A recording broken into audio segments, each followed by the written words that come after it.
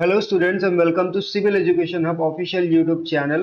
And आज हम लोग अपनी सीरीज एसएससी जेई वाली कंटिन्यू करेंगे, जो कि मॉक टेस्ट की सीरीज थी। और आज हम लोग करेंगे मॉक टेस्ट नंबर 3।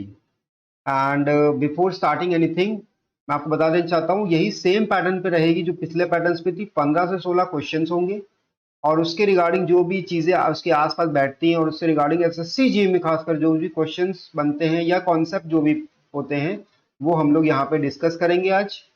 एंड जिन्होंने टेलीग्राम चैनल नहीं फॉलो किया है वो टेलीग्राम चैनल फॉलो कर ले।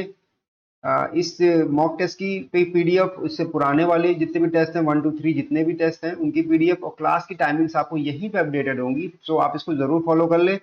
सारा कंटेंट चीजें यहीं पे अपलोड होती हैं और ये आपको बहुत बेनिफिशियल मिलेगा ना लॉन्ग रन ऑल्सो, ठीक है। मतलब एसएससी जेई के अलावा भी अगर आप कुछ तैयारी कर रहे हैं तो आपको बहुत फायदा मिलने वाला है। फिलहाल तो एसएससी जेई का अक्टूबर से पेपर शुरू होगा 11 से। सो हम लोग चीजें उसी हिसाब से करेंगे। So without wasting any time let's move forward with the questions. तो यहाँ कह रहा था valve use for the prevention of reversal of flow. मतलब रिवर्सल ऑफ फ्लो जो होता है पाइपलाइन में, उसको रोकने के लिए जो वाल्व यूज करते हैं उसके बारे में पूछ रहा है। आंसर आप सबको पता होगा, इजी आंसर है। लेकिन उससे पहले हम लोग ये जान लेते हैं कि ये चारों वाल्व जो यहाँ पे दी गई है इनका क्या यूज होता है। तो सबसे पहले हम लोग बात करेंगे एयर वाल्व की। बात करेंगे तो एयर वाल्व क्या होता है, गैसेस को रिलीज करने के काम आता है। गैसेस को रिलीज करने के करवाने के काम आता है, उसे एयर वाल्व कहते हैं। दूसरा हमारे पास चेक वाल्व आता है। इसका काम होता है, to prevent the back flow. Back flow को रोकता है ये, पीछे जाने से पानी को रोकता है। चेक वाल्व कहलाता है ये। उसके बाद स्काउर वाल्व आता है। स्काउर वाल्व क्या आता है, स्काउरिंग नाम से समझे में आ रहा है ना कि क्या होता है। पीरियोडिक फ्लशिंग तो करता है और दूसरी बात सेडिमेंट को रुकने नहीं देता है। क्या करता है, रिमूव्स सेडिमेंट, ठीक है। And the fourth one is butterfly. Butterfly की अगर हम बात करें तो आप ये समझिए कि इसका यूज फ्लो रेगुलेशन में भी होता है, रेगुलेट द फ्लो, ठीक है। और ओपन एंड क्लोज सिस्टम के लिए भी होता है, मतलब पानी को ओपन कराना है या पानी या कोई भी चीज लिक्विड है उसको क्लोज कराना है, मतलब पास होगा कि नहीं पास होगा, उसके लिए बटरफ्लाई वैल्व हम लोग यूज करते हैं। बाकी फ्लो को रेगुलेट करने, ऑब्वियसली ओपन एंड क्लोज के काम आ रही है तो रेगुलेट करने के काम भी आएगी, है ना। सो ये चारों वैल्व इनके यूजेस हैं। इससे रिलेटेड यूजेस का ही क्वेश्चन ज्यादातर बनता है और क्वेश्चन नहीं बनते हैं। सो ये इंपॉर्टेंट पड़ जाता है। सो इसका आंसर अगर हम बात करें, यहाँ बात कर रहे हैं reversal of flow. Reversal of flow किस में रुक रहा है, चेक वेल में रुक रहा है। So option number B answer हो जाना चाहिए। Option number B is the answer, ठीक है। आगे बढ़ते हैं क्वेश्चन नंबर 2 के ऊपर। कह रहा है कि मिक्स डिजाइन है, M25 ग्रेड ऑफ कंक्रीट है।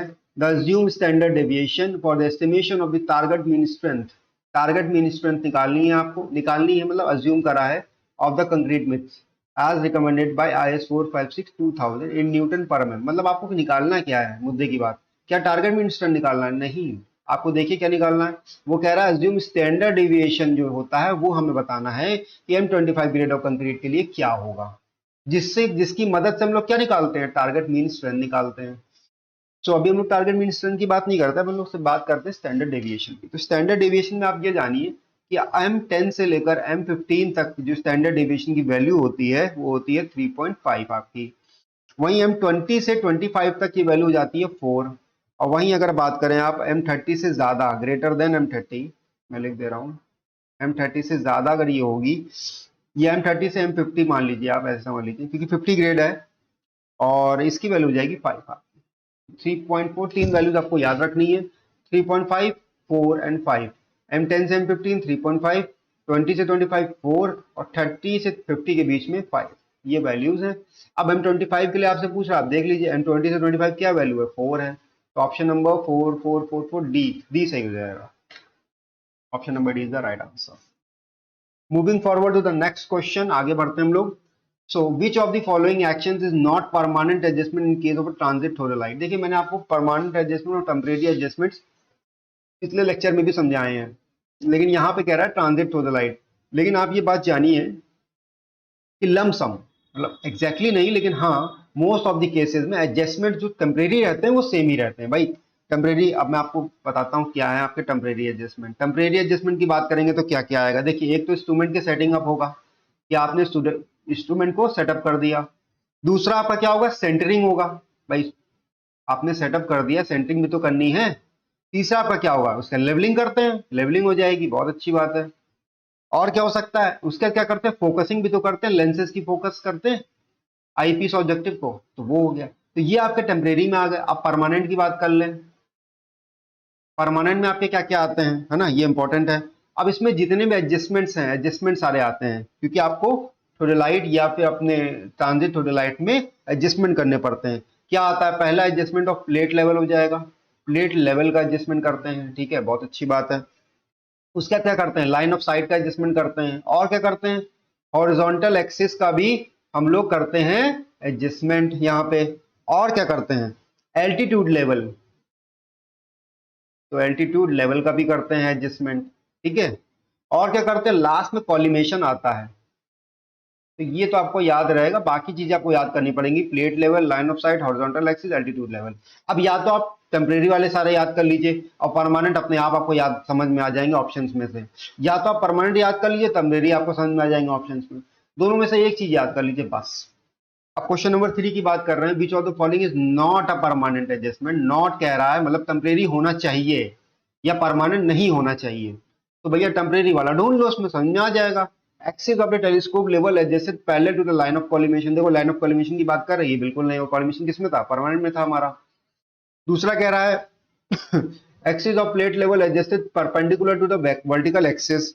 मतलब क्या है, प्लेट लेवल की बात कर रहा है यहाँ पे, देखो प्लेट लेवल था एडजस्टमेंट, ये भी नहीं होगा।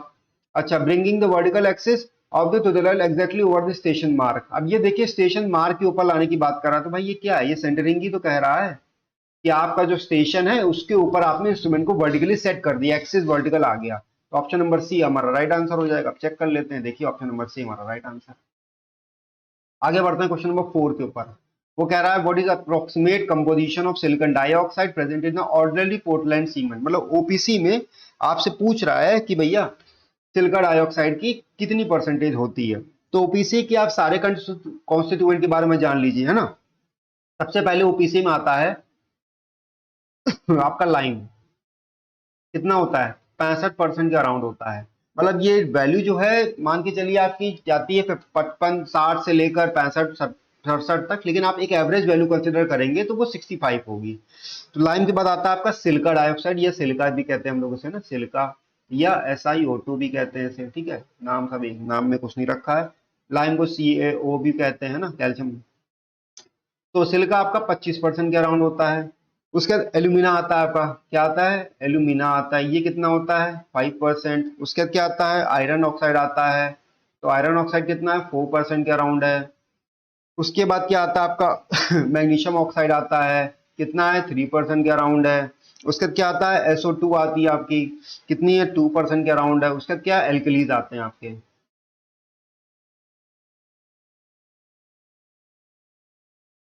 ये कितने 1% के अराउंड है।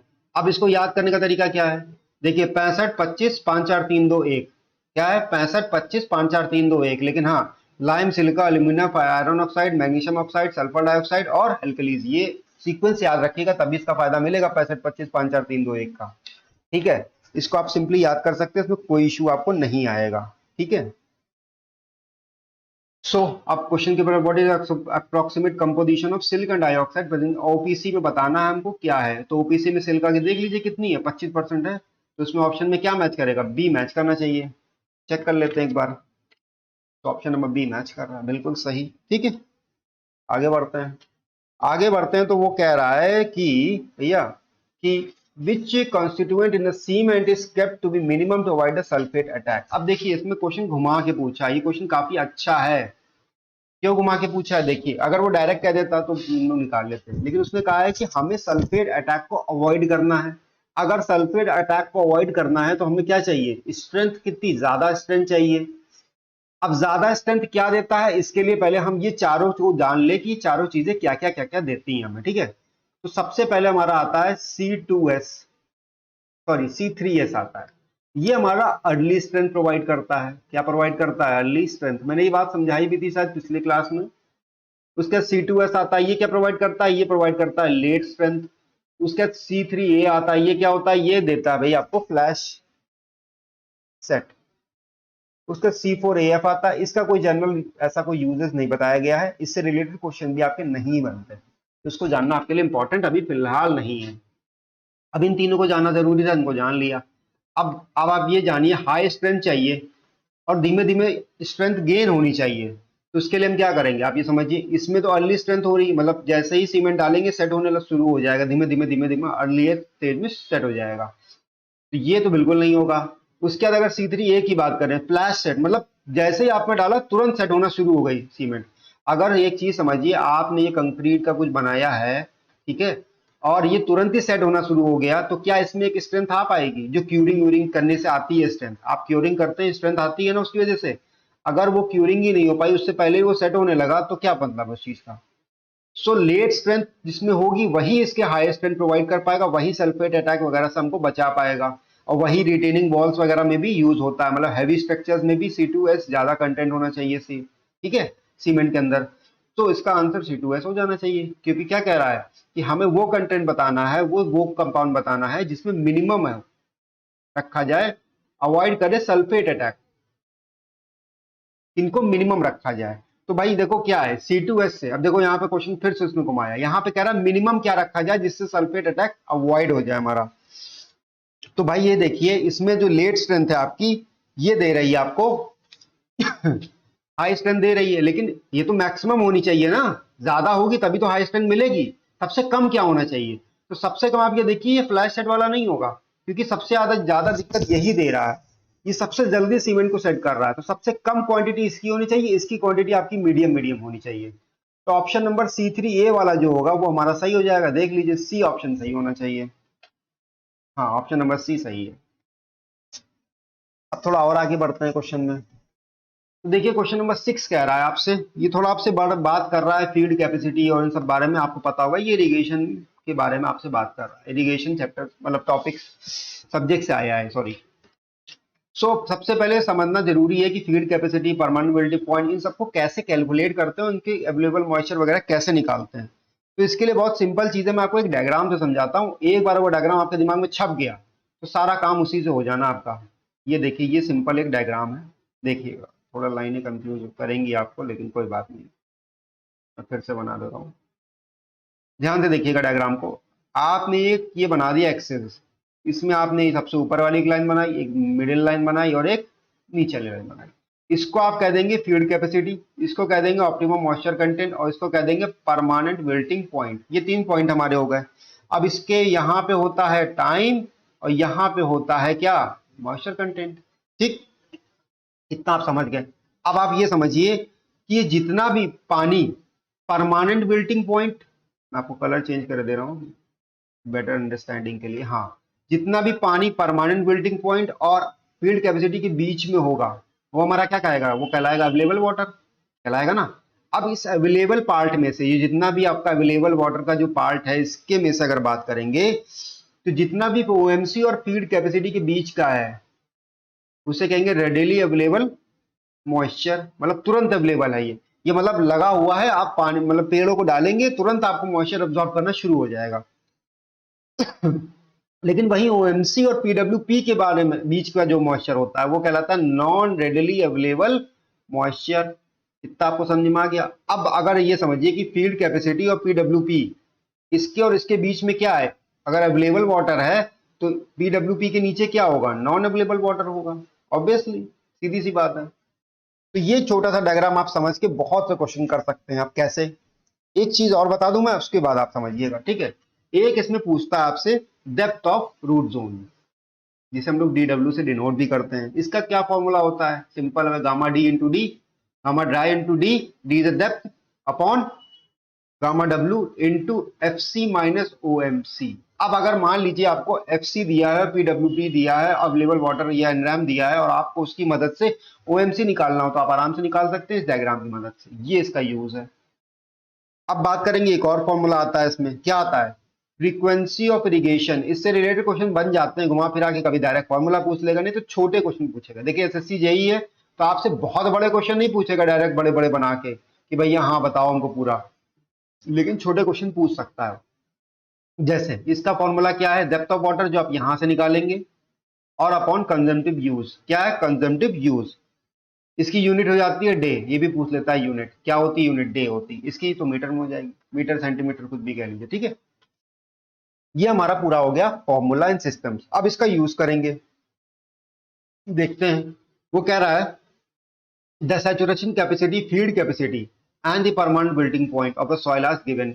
देखो हमें सैचुरेशन कैपेसिटी दे रखी है, फिर फील्ड कैपेसिटी दे रखी है और परमानेंट बिल्डिंग पॉइंट, तो हम सीधे लिखेंगे भैया फील्ड कैपेसिटी इक्वल टू कितना 27% दिया, और परमानेंट मेल्टिंग पॉइंट हमें कितना दे रखा है 14% दे रखा है। अवेलेबल मॉइस्चर पूछ रहा है, तो भैया अवेलेबल मॉइस्चर क्या होगा, फील्ड कैपेसिटी और पीडब्ल्यू की पी मतलब परमानेंट मेल्टिंग पॉइंट के बीच का जो भी मॉइस्चर होगा परसेंटेज के फॉर्म में वही अवेलेबल मॉइस्चर होगा। तो हम क्या करेंगे भाई, field capacity minus PW P, मतलब 27 में से 14 चला जाएगा, तो हमारा वो आंसर आ जाएगा। सो आपको आई होप ये चीजें समझ में आई होंगी, क्योंकि ये चीजें इजी हैं, लेकिन मैं एलोबरेट इसलिए कर रहा हूं क्योंकि आपको चीजें समझ में आए, इजीली समझ में आए। तो इसका ऑप्शन हो जाएगा 13, 27 - 13, हाँ 27 - 14 = 13, ठीक है, 13 इसका आंसर हो जाएगा। चेक कर लेते हैं एक बार, या option number is the right answer. तो ये क्वेश्चन इस तरीके से आप सॉल्व करेंगे तो आपको मजा भी आएगा और इजीली सॉल्व हो जाएगा। एक छोटा सा डायग्राम अपने दिमाग में बना के रखिए, उसको वहां कॉपी में नहीं बनाना, कॉपी में बनाएंगे तो 2 मिनट आपके यूं ही निकल जाएंगे, जो आपका टाइम है क्वेश्चन करने का। क्वेश्चन आपको कॉपी में नहीं बनाना, आपको दिमाग में इस डायग्राम को रट लेना है कि क्या चीजें क्या होंगी, बस फिर माइनस प्लस करना कुछ नहीं है। आगे बढ़ते हैं। वो कह रहा है कि क्वेश्चन नंबर 7 में ऑन दी राइट, भैया एक हमारे पास राइट क्या है right angle lane to road intersection है, मतलब कुछ ऐसा करके इंटरसेक्शन हमारे सामने बना है, टू वे ट्रैफिक है और total number of potential conflicts निकालने हैं। देखिए इसकी में 3 चीजें इंपॉर्टेंट है। पहला कि आपका दोनों रोड जो है, मान लीजिए 2 लेन के बारे में हम बात कर रहे हैं और दोनों लेन जो है आपकी वो क्या है 1 वे है। इस केस में क्या होगा, पोटेंशियल नंबर ऑफ कॉन्फ्लिक्ट्स वो हो जाएंगे 6। दूसरे की बात करें, अगर एक लेन जो है 1 वे है और जो दूसरी वाली है वो 2 वे है, तो इसका हो जाएगा 11। और वहीं तीसरी की बात करें, अगर दोनों आपकी 2 वे हैं, क्या है दोनों ही 2 वे हैं, तो नंबर ऑफ पॉइंट्स कितने हो जाएंगे 24। अब आप देख लीजिए, आपसे 2 वे ट्रैफिक के लिए पूछ रहा है, 2 वे ट्रैफिक की ही बात हो रही, मतलब 2 लेन्स की बात हो रही है ना, 2 वे ट्रैफिक की बात हो रही है। और क्या है, रेड 2 लेन रोड है आपकी, 2 लेन 2 वे, 24 आंसर हो जाएगा, 24। ऑप्शन नंबर ए इसका सही होना चाहिए, बिल्कुल सही है, ठीक है। इस तरीके से इसको करते हैं, इजी क्वेश्चन है, लेकिन ये चीजें तीनों पता होना जरूरी है कि 1 वे के लिए क्या होती है। भाई लेन आपकी डबल है, लेन आपकी 2 ही है, लेकिन 1 वे के लिए क्या, 1 वे मतलब कि दोनों लेन आपकी एक ही तरफ जा रही हैं, मतलब समझिएगा, ये मान लीजिए आपकी 2 लेने हैं, ये 2 लेन बनी है, लेकिन ट्रैफिक दोनों एक तरफ जा रहा है, तो ये 1 वे ट्रैफिक हो जाएगा। अगर एक इस तरफ जा रहा है और दूसरा नीचे की तरफ इस तरफ जा रहा है, इस तरफ, तो ये हो जाएगा एक 1 वे और दूसरा सेकंड वे 2 वे, ऐसे ऐसे हो जाएगा, ठीक है। सॉरी, एक सिंगल की तरफ जा रहा है और एक इधर इधर दोनों की तरफ जा रहा है, तो ये एक लेन में 1 वे हो गया और दूसरी लेन में 2 वे हो गया। और यही बात करें अगर दोनों में यही चीजें हो, आगे पीछे, मतलब इधर भी जा रहा है उधर भी जा रहा है, इधर भी जा रहा है इधर भी जा रहा है, इधर भी जा रहा है, इधर भी जा रहा है इधर भी जा रहा है, तो ये 2 वे और 2 लेन 2 वे हो जाएगा, तो यहाँ पे 24 हो जाएगा। ये 3 केसेस आपको याद करके रखने हैं। बढ़ते हैं क्वेश्चन नंबर 8 की तरफ। अब क्वेश्चन नंबर 8 हमसे क्या कह रहा है कि which one of the following methods, method के बारे में बात कर रहा है, ध्यान रखिएगा, is not use for finding the deflection of the beam. अब देखिए बहुत सिंपल सी बात है, डिफ्लेक्शन ऑफ द बीम कौन सा मेथड नहीं निकालता, नॉट के बारे में बात कर रहा है, डिफ्लेक्शन ऑफ द बीम। तो आपको ये पता होगा, बहुत छोटी सी बात है, कास्टिग्लियानोस थ्योरम जो होती है वो निकालती है। उसके स्ट्रेन एनर्जी मेथड भी हमारा करता है, मोमेंट एरिया मेथड भी करता है। ये मोमेंट डिस्ट्रीब्यूशन ही मोमेंट एरिया मेथड है, जिसमें ए एक्स बार करके हम लोग निकालते हैं, कास्टिग्लियानोस थ्योरम जिसमें यू निकालते हैं, del U upon del X करके निकालते हैं, ठीक है। और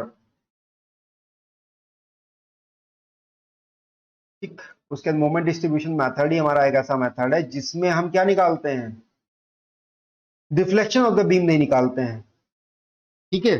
अब एक छोटी सी बात जानना आपके लिए इंपॉर्टेंट है। आपने ये तो जान लिया कि भैया ऑप्शन नंबर डी हमारा राइट आंसर होगा, लेकिन एक छोटी सी बात आप ये जान लीजिए कि डिफ्लेक्शन की कैटेगरी में कौन कौन से मेथड आते हैं, ताकि एग्जाम में अगर कोई और ऑप्शन दे दे तो आप कर सकें आराम से। तो सबसे पहले डीआई मेथड आता है, जिसे क्या कहते हैं हम लोग, डीआई मेथड,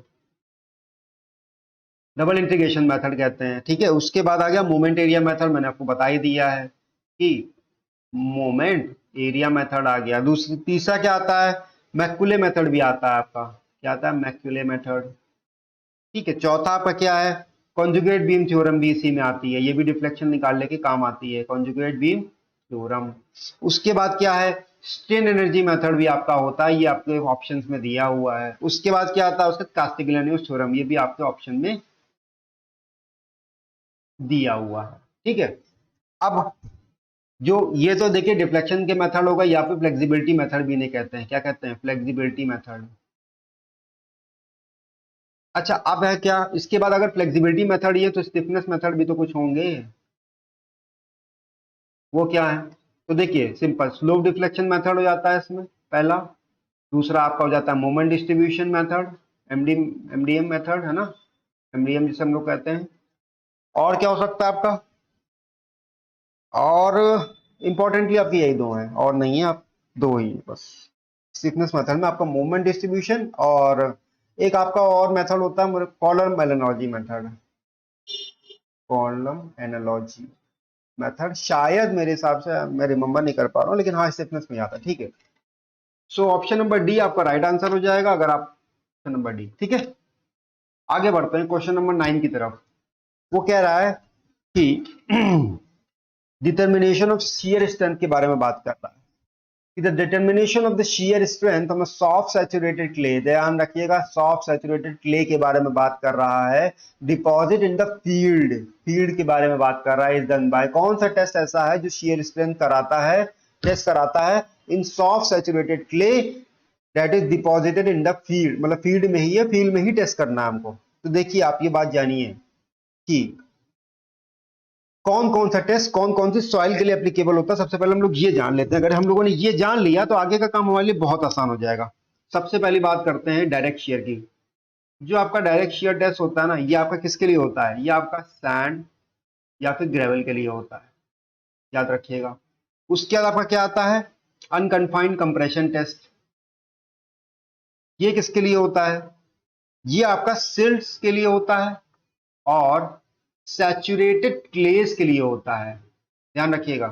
अभी देखिएगा, और एक आता है उसके बाद आता है आपका वेन शियर टेस्ट, ये किसके लिए होता है, ये होता है सॉफ्ट सैचुरेटेड क्लेस के लिए, और सिल्ट्स कुछ सॉफ्ट सिल्ट्स के लिए होता है, लेकिन आप सॉफ्ट सैचुरेटेड क्ले पकड़िए। उसके बाद एक और टेस्ट है ट्राइएक्सियल, किसे कहते हैं, triaxial test all type of soil के लिए होती है, ठीक है। ये आपकी चार वैरायटी ऑफ टेस्ट हैं और चार इसकी टाइप्स ऑफ सॉइल है जो भी इसमें यूज होती है। अब आगे बढ़ते हैं, हम लोग देखते हैं कि क्वेश्चन में क्या पूछा है। देखिए ध्यान दीजिएगा कि यूसी टेस्ट भी आपका सैचुरेटेड क्लेस कराता है और वेन शेयर भी आपका सैचुरेटेड क्लेस कराता है, लेकिन यहाँ क्या पूछा है, सॉफ्ट सैचुरेटेड क्लेस। तो सॉफ्ट किस में आ रहा है, वेन शेयर में आ रहा है। Option number B is the right answer, check कर लेते हैं, या option number B is the right answer. तो वेन शेयर टेस्ट में सॉफ्ट सैचुरेटेड क्लेस होगा। अगर सैचुरेटेड, देखिए अगर सैचुरेटेड क्लेस का उसने ऑप्शन दिया है, सॉफ्ट दिया है नहीं दिया है, एसएससी जे के रिगार्डिंग में बात कर रहा हूं सिर्फ, ठीक है। अब आप उसको गेट एड के रिगार्डिंग मत ले जाइएगा, ठीक है। अगर आपको ऑप्शन में वेन शेयर दिया हुआ है, क्या दिया है, अगर आपको ऑप्शन में वेन शेयर दिया हुआ है सॉफ्ट क्लेस के साथ भी, सॉफ्ट नहीं लिखा है, सॉफ्ट सिर्फ सैचुरेटेड क्लेस लिखा है, तो आप इसी को मार्क करके आएंगे। अगर नहीं दिया है तो आपके पास नेक्स्ट ऑप्शन बनता है, वो यूसी टेस्ट बनता है। बस इतना समझ लीजिए, बाकी सब इजी है। बढ़ते हैं क्वेश्चन नंबर 10 की तरफ, बड़ा इजी क्वेश्चन है। अब ये ऐसा क्वेश्चन होते हैं, ये प्रकार के क्वेश्चन होते हैं एग्जामिनेशन में, जिसको आप देखते हैं, डरते हैं और छोड़ देते हैं कि भैया बहुत वैल्यूज है इसमें, तो इतनी सारी वैल्यूज लिखी हैं, इसको पढ़ेंगे कैसे, करेंगे कैसे, ग्रेड भी दे रखा है, एफई भी दे रखा है, 0.87 से मल्टीप्लाई करेंगे, बहुत टाइम लग जाएगा, लीव इट। लेकिन आप क्वेश्चन पढ़ेंगे तो आपको बड़ा आसान क्वेश्चन समझ में आएगा। देखिए पढ़िए, कह रहा है square footing for a column, square footing है, कॉलम की है, कैरीज का टोटल लोड कैरी कर रहा है including the self weight of the footing, कितना है 1760 किलो न्यूटन। ये हमारा क्या है, स्क्वायर फुटिंग का टोटल लोड है।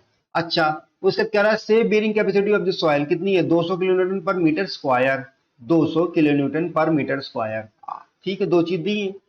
आपसे पूछ क्या रहा है, using M20 grade of concrete and Fe415 steel area of the footing पूछ रहा है। अब मुझे आप एक चीज बताइए, अगर आप सिर्फ यूनिट्स को देखेंगे, क्या देखेंगे, सिर्फ यूनिट्स को भी देखेंगे तो आपको क्लियर हो जाएगा कि यहाँ पे हमें ये जो ग्रेड दे रखा है, ये जो ग्रेड दे रखा है ना कंक्रीट का, और ये दे रखा है स्टील का ग्रेड, ये सिर्फ बहकाने के लिए दे रखा है, इसका कोई मतलब नहीं है। अब देखिए कैसे कोई मतलब नहीं है भाई, टोटल लोड हमें दे रखा है कितना, 1760 किलो न्यूटन हमारे पास है टोटल लोड हमारा। उसके सेफ बेरिंग कैपेसिटी कितनी दे रखी है, 200 kilo newton per metre square. ठीक है, अब आप ये देखिए कि अगर हमें एरिया निकालना है तो फॉर्मूला क्या होना चाहिए भाई, total load upon safe bearing capacity, या फिर आप डायरेक्टली समझ लीजिए ना, यहां समझिए, टोटल लोड निकालने के लिए क्या करते हैं, safe bearing capacity into area करते हैं, इसी से आपने ये निकाल लिया। ठीक है, अब एरिया में निकाल लीजिए फटाक से, क्या होगा भाई 1760, ये किलो न्यूटन में है, बहुत अच्छी बात है, अपॉन सेफ बेरिंग कैपेसिटी 200, ये भी kilo newton per metre square में है, इसका किलो न्यूटन इसका किलो न्यूटन कट गया और ये मीटर स्क्वायर ऊपर चला गया। अब ये देख लीजिए यूनिट से भी हो गया, एरिया किस में होता है, मीटर स्क्वायर में होता है, इसका आंसर आएगा 8.8 मीटर स्क्वायर। अच्छा, इसमें कह रहा है nearest round figure, rounded to nearest integer में करना है, तो भैया इसके पास सबसे 9 मीटर स्क्वायर होता है, ऑप्शन में देख लीजिए 9, हाँ ए ऑप्शन है हमारा, option number A is the correct answer इस क्वेश्चन के लिए। सिंपल क्वेश्चन था, सिर्फ डिवाइड करना था और कुछ नहीं करना था, लेकिन क्वेश्चन देख के लग रहा था कि ग्रेड भी दिया है इसमें और स्टील का भी ग्रेड दे रखा है, भैया क्या ही पूछ रहा है पता नहीं, लेकिन कुछ नहीं था क्वेश्चन में। आगे बढ़ते हैं, एक क्वेश्चन नंबर 11, ये भी डेटाबेस क्वेश्चन है आपका, रटने वाला है, अगर हम सीधी सीधी बात ये कहें रटने वाला है ये क्वेश्चन। क्या कह रहा है, एसपीटी कराया है, स्टैंडर्ड पेनिट्रेशन टेस्ट कराया है, इसमें वेट ऑफ द हैमर और ड्रॉपिंग हाइट पूछ रहा है। तो आपको ये पता होना चाहिए, अगर आपने पढ़ा होगा तो, इस एसपीटी में क्या होता है भैया एसपीटी में हम लोग लेयरिंग करते हैं पहले, है ना, पहली 150 mm की लेयर होती है जिसपे हम लोग टैपिंग करते हैं, फिर 300 mm की लेयर, नीचे जो 300 mm की लेयर होती है वो हम लोग कंसिडर करते हैं एसपीटी के लिए। तो इसमें वेट ऑफ द हैमर क्या होता है, सबसे बड़ी बात ये है भाई, इसको मिट्टी के ऊपर से टैप करते हैं ना हैमर से, तो वेट ऑफ द हैमर क्या होता है, वेट ऑफ द हैमर अगर हम बात करेंगे तो इसका वेट ऑफ द हैमर होता है 63.5 किलोग्राम। और जो हाइट ऑफ दी हैमर, मतलब किस हाइट से हैमर ड्रॉप हो रहा है, मान लीजिए ये आपका हैमर है, थोड़ा एक्सप्लेनेशन ले लीजिए। ठीक है, इसका वेट 65 किलोग्राम है, लेकिन ये यहाँ पे गिरना है इसको यहाँ पे, तो ये जो हाइट होती है ये 750 mm में हो जाती है, हाइट ऑफ हैमर 750। ठीक है, तो ये दो चीजें आपके लिए इंपॉर्टेंट थी, मैंने आपको बता दी। अब आप क्वेश्चन आराम से कर लेंगे, हाइट ऑफ फॉल आपके पास है 750 या फिर सेंटीमीटर में 75 सेंटीमीटर। देख लीजिए ऑप्शन नंबर डी इसका राइट आंसर हो जाएगा, बिल्कुल सही हो जाएगा। अच्छा, कुछ और बातें भी जान लेते हैं, जब इतनी बात कर ली है। मैंने आपको बताया कि 3 रीडिंग निकालते हैं हम लोग, 150, 150, 150। पहली 150 हम लोग कंसिडर नहीं करते, लास्ट की दो कंसिडर करते हैं, सॉरी इसको करते हैं, लास्ट की दो हम लोग कंसिडर करते हैं 300 में, और इसी से हम लोग एसपीटी निकालते हैं। ठीक है, ये इंपॉर्टेंट हो गया। अच्छा, इसमें दो करेक्शन भी अप्लाई होते हैं, ये इससे भी क्वेश्चन बन किया जाता है। देख लीजिए, पहला करेक्शन है N1, इसमें N not into 350 upon sigma effective stress plus 70, ये फॉर्मूला है ओवर बर्डन करेक्शन का, काहे का है ये, ओवर बर्डन करेक्शन का है। ठीक है, दूसरा हमारे पास आता है कि, दूसरे से पहले एक चीज जान ले कि ये जो इफेक्टिव स्ट्रेस होता है ना, ये भैया 280 से ज्यादा नहीं होना चाहिए, क्योंकि 280 से ज्यादा हो जाएगा तो ये 280 प्लस 70 350 से ऊपर हो जाएगा, और ये कट के वैल्यू ज्यादा आने लगेगी, सॉरी लेस आने लगेगी, तो इसलिए ये वैल्यू नहीं कंसिडर की जाती है। 280 से ज्यादा नहीं होना चाहिए, 280 क्या, kilo newton per metre square, metre square, metre cube. उसके बाद N2 की वैल्यू, ये क्या होता है, ये होता है डाई लेटेंसी करेक्शन। क्या होता है, N2 is equal to 15 plus half into N1 minus 15, यही होता है, सिंपल।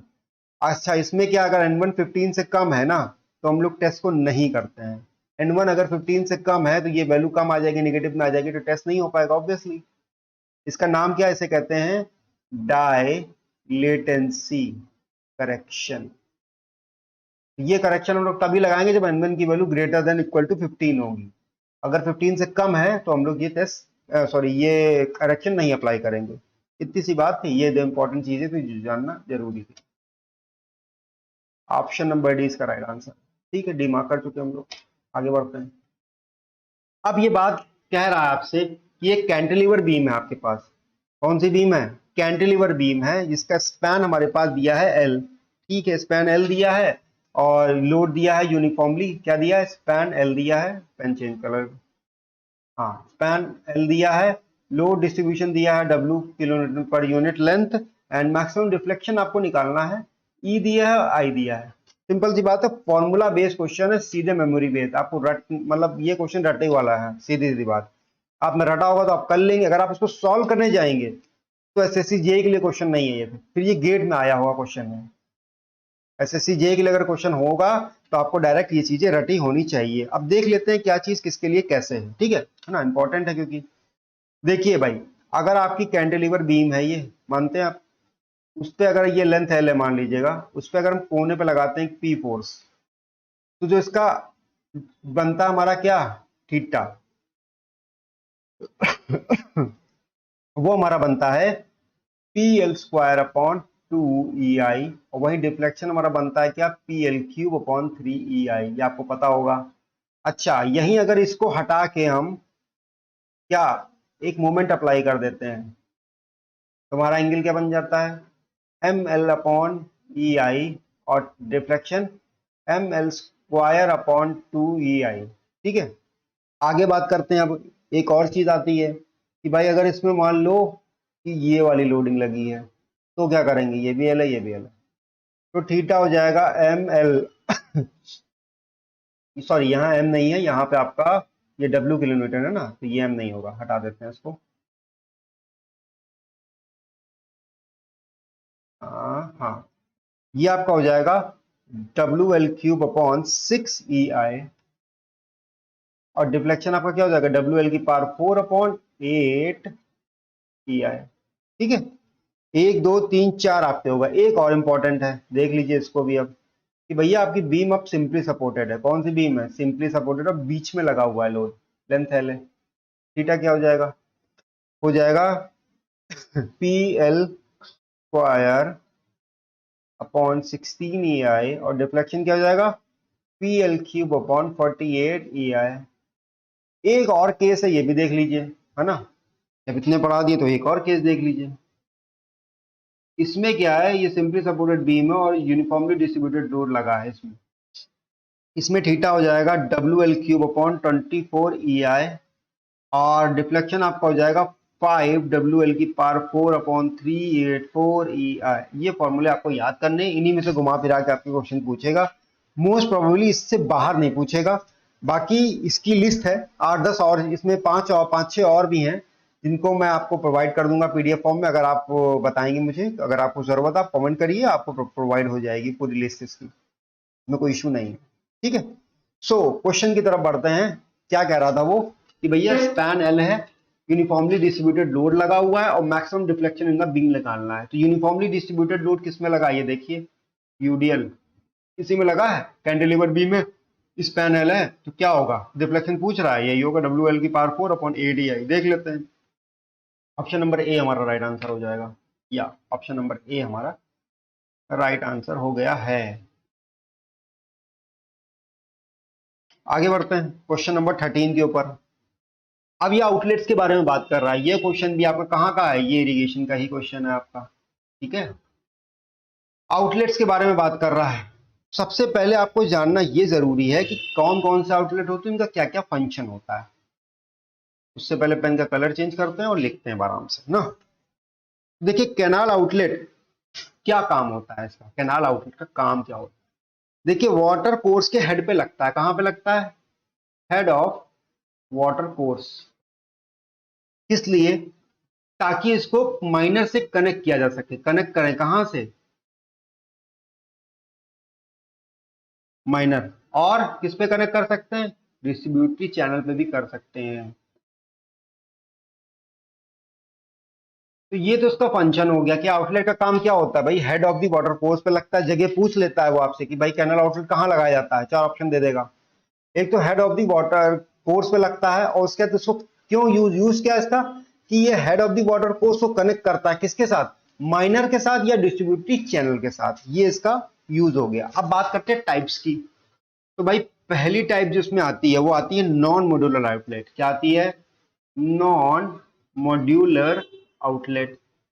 इसका काम क्या होता है, इसमें जानने वाली चीज क्या है, पहली बात तो इसका एग्जाम्पल जानने वाली चीज है, दूसरा इसमें डिस्चार्ज किस पे डिपेंड होता है, ये दो चीजें जानने वाली होती हैं। तो यहां पे बात करें तो डिस्चार्ज आपका जो डिपेंड होता है वो होता है head between distributary and water course. क्या होता है, हेड लॉस नहीं कह सकते, सॉरी, हेड होगा, सिर्फ एक मिनट। हाँ, तो head between distributary and water course,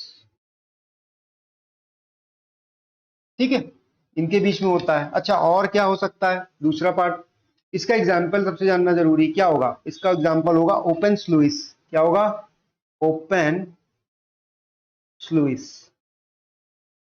दूसरे की बात करते हैं, चलिए अब दूसरा क्या है, सेमी मॉड्यूलर आउटलेट, और जिससे फ्लेक्सिबल मॉड्यूल भी कहते हैं, सेमी और फ्लेक्सिबल मॉड्यूलर आउटलेट, ठीक है।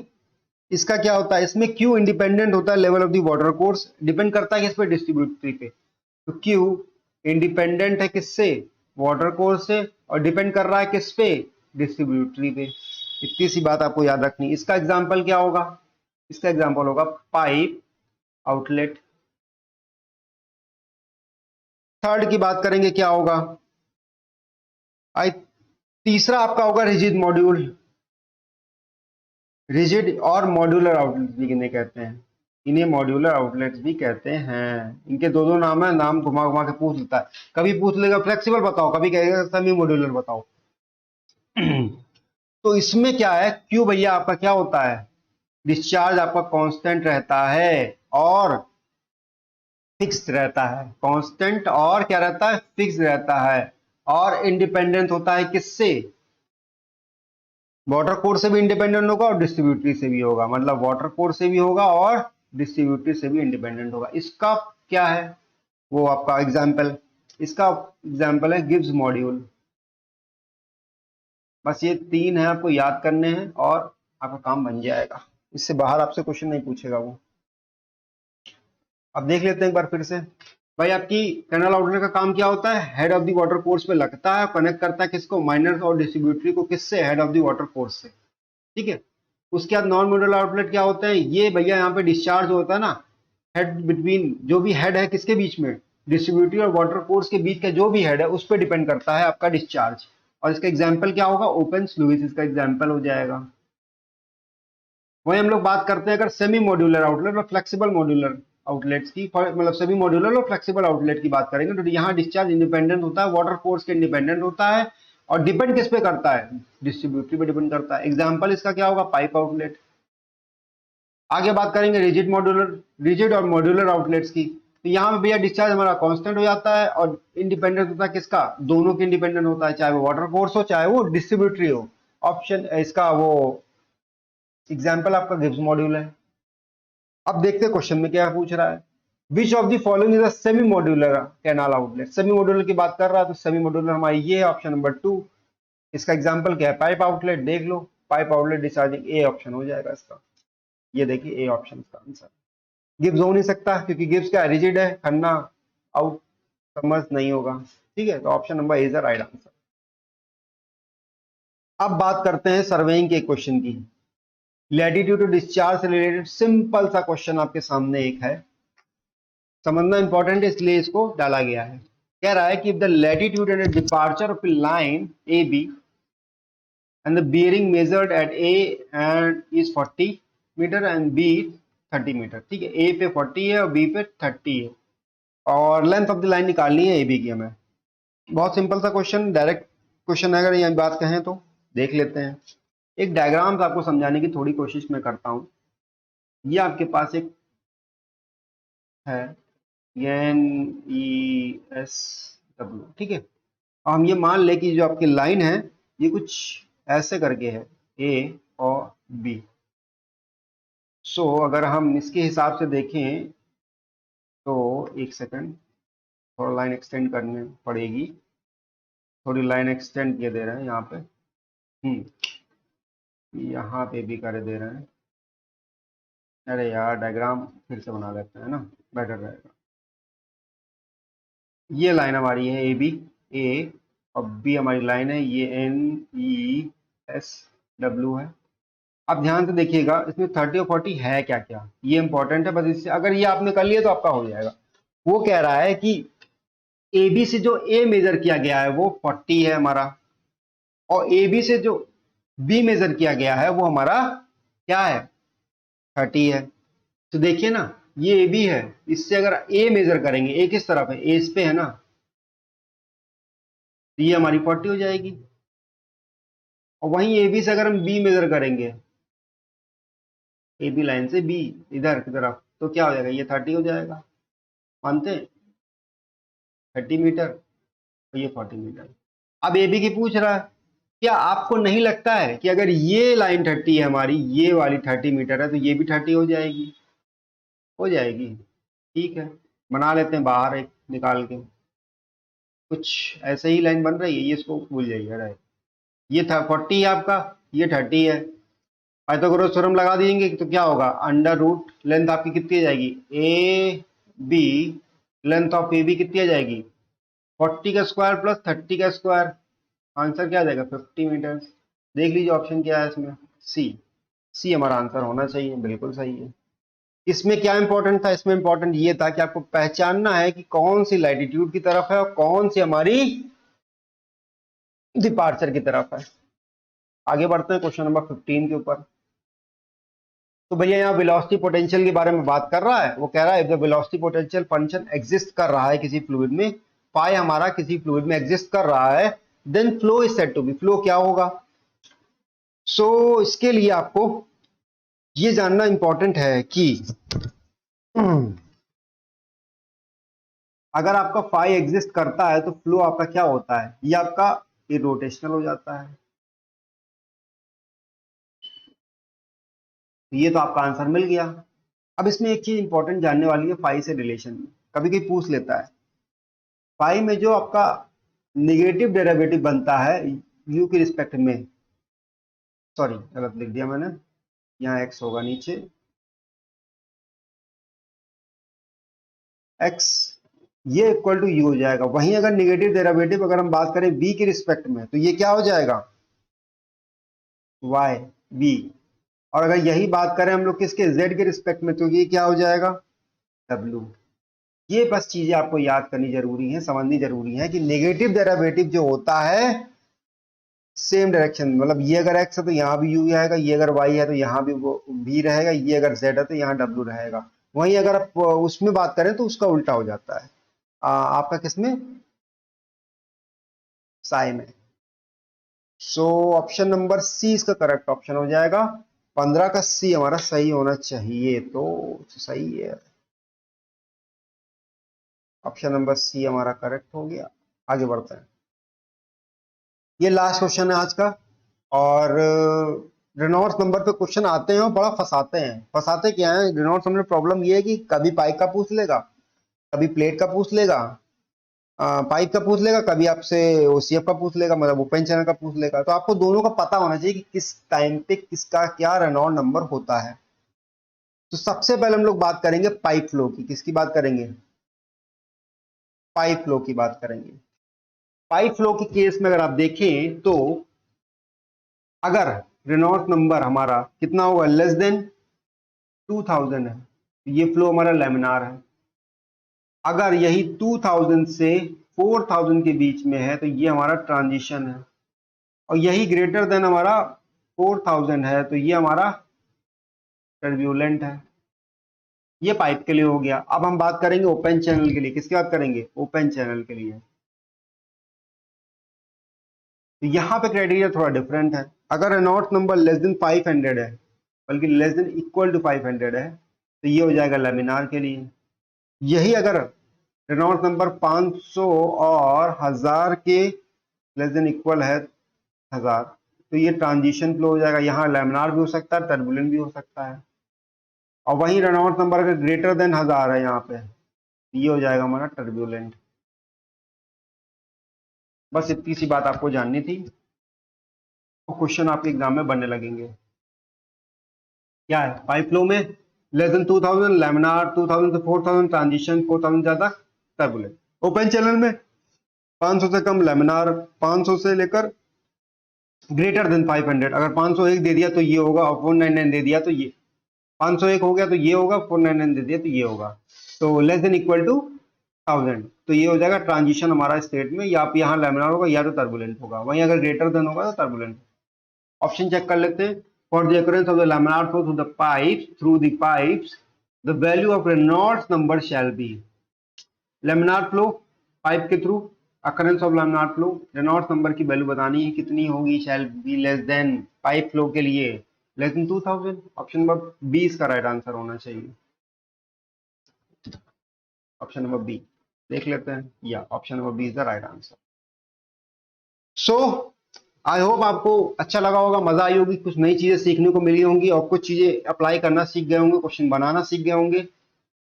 और हम लोग फिर मिलेंगे मोस्ट प्रोबेबली कल या परसों एक क्लास और आएगी मॉक टेस्ट 4 की। अब ठीक है, आगे यही सेम पैटर्न पे चीजें चलती रहेंगी, जब तक आपका पेपर नहीं हो जाता तब तक मैं ये सीरीज क्वेश्चन की लाता रहूंगा।